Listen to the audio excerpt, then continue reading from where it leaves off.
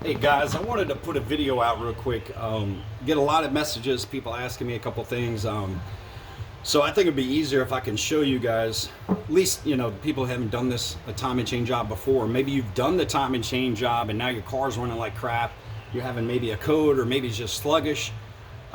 We've fixed 4 cars now that keep coming in because someone will do the time and chain, and what they're not doing is they're not tensioning their time and chain correctly. What I'm doing here, this is a time and chain we just recently did, and I'm just kind of setting this up so you can kind of visualize how to do this correctly and not make a mistake, because I think it's easier if you can visualize what you're doing this for.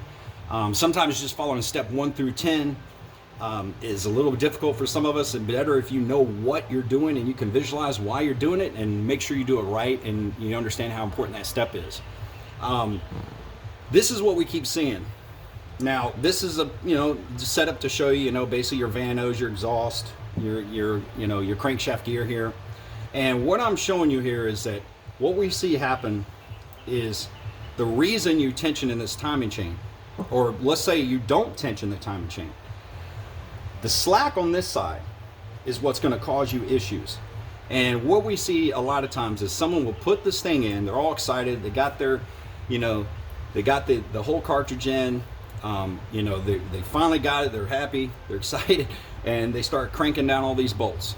They do the proper torque settings, they do everything they're supposed to do. They stick their tensioner in. Let's say they didn't even take this step or didn't even know they need to do this step. Now what happens, so you can visualize this, let's say, now I'm over exaggerating this obviously, but let's say you didn't take the slack out of this chain. You go to start the car for the first time after putting it all back together. This is what's going to happen. Obviously your crank is what drives these cams. As you can see, just so you can kind of visualize this, when you start the car for the first time, this crank is going to rotate and take the slack out of that chain. When it does that, you obviously threw your timing off. Now, it doesn't take very much at all for your timing chain to be, to cause you issues, cause you sluggishness, maybe show you a code, maybe not. We've seen 2 with and 2 without any codes. Now, it has seemed to happen with the eBay chains, the Amazon chains. I don't know if that's just a coincidence or if they're just a little bit longer. I haven't measured them, so I can't tell you if that's the reason or not. But this is another thing I see happening. People will get the whole thing in, and they'll do the wrong order. They will use a tensioner, but what they'll do is they'll tighten all these and get them all snugged up and torque the way you're supposed to torque them. Then they'll put the tensioner in. The problem is, now that this is locked in, and these are obviously locked in, you can tension this all you want. It's not going to affect this side at all. And then, of course, when you go to start your car for the first time, that slack is going to let this cam, or let this crank rotate before it takes the slack out and your timing's off. Like I said, guys, I'm obviously over exaggerating this. Some chains are not going to be hardly any. And like I said, there's a lot of guys who say, man, Mike, I've never tensioned mine and never had an issue. You can get lucky. You can, put it in and just happen to have it in the right place and get lucky. But if you're first time doing this, it's so important to make sure you tension your chain right. If, like I said, if you did your time and chain and it seemed like your car isn't running well and you didn't do this step, this could be what's going on. And this is what I do, just make sure we don't screw it. Obviously the top here, when you're doing your time and chain, you can see that. It's pretty simple to make sure these are on the gears right, they're tensioned correctly. You're not going to be super tight, but you'll know when you have those right. After that, I have these bolts just snug. Enough they'll still spin and slip on their own without, make sure that the tensioner will work. So what you're going to do is, let's say you got everything in there, you got it hand snug, just enough that it's going to stay in spot. Then you use your tensioner tool. This tensioner tool, if you don't know how to use it, you screw this all the way in until it's flush to the block, and it's only like a half a pound, not even that you use to tension. So as long as this is still able to move on its own, when you use your tensioner tool, obviously the guides will be in here. I'm just taking those out so you can see better. That tensioner tool is going to push this over. This is still going to be able to spin, and that tensioner is going to take that slack out for you, because you don't want any slack from here all the way down. The slack is on this side, that's fine. But what else I've seen is, like I said, they don't do this step at all, or they crank these down first, then they do this step.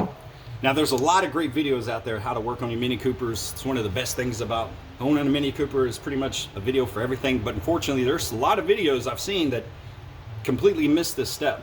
And like I said, you can get lucky and not have this issue. But like I said, I've done 4 cars in 14 months now, I think it's, that we've had to fix. And this is the main reason. They didn't tension the chain and the timing's off. Now what we recommend, I use the Detroit Tune cryo treated race timing chain, I think is what it's called. It seems to be great. It's, you know, we haven't had any problems. I think we got a car with 60,000 miles, and you know, I think it's a good chain. You know, the stock chain is great too, but just be careful of buying the cheaper chains. You're only saving yourself like 100, 150 bucks. It's not worth that. You just get the good one. But once you tension this right, I want you to be able to visualize what's going on here. Once you have it tensioned right, you have everything tight, you have your tensioner in there, you have it torqued to the specs it's supposed to be spec, then you go back and you tighten these down. Then everything's locked in place. Now when you go to start the car for the first time, obviously you're going to put your regular tensioner back in. As soon as your crank moves, it's going to engage the cams. So like I said, just as long as you can visualize, I think that helps a lot of people understand the importance of tension in that timing chain. Like I said, you can't crank these down first, then tension it, because it's not going to spin freely and take that slack out for you. And you know, another thing is too, that's kind of crazy. I love this kit here. It's a decent one, EWK. It doesn't come with a tensioner.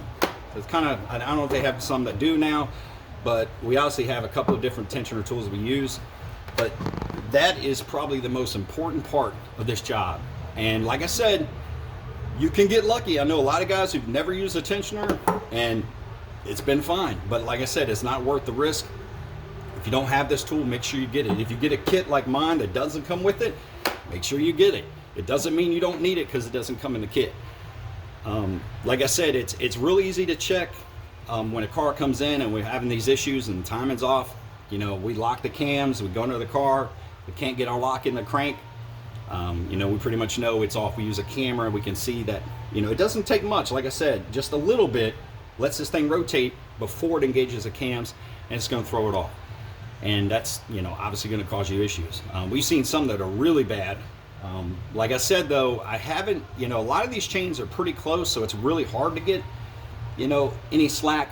But like I said, this is the reason they have this in the manual, how to do your timing chain. It's very important. So hopefully that helps some of you guys. You can visualize why you're doing it. You know, make sure, like I said, make sure you put your bolt in. You just have it kind of snug so it still spins a little bit. So when you put your tensioner in here, if you do have any, you know, any slack there, that tensioner is going to take it out for you. If, you know, like I said, you can't see this. I mean, it's very difficult to look down inside this thing and see the cassette when you have everything in there. That's the problem with this part. It's hard to see if you have any kind of slack. Hopefully that helps you guys out. I know some of you guys may not agree with me or not, but you know, like I said, we've seen that a lot. And I just think a lot of the videos either don't show this step or don't really you know, show why it's so important. Just a little bit of slack, this thing is going to move before it engages the cams, and it's going to cause you all kinds of headaches. So hopefully that'll get some of you guys ready before, you know, you do the job. Make sure you use that timing tensioner.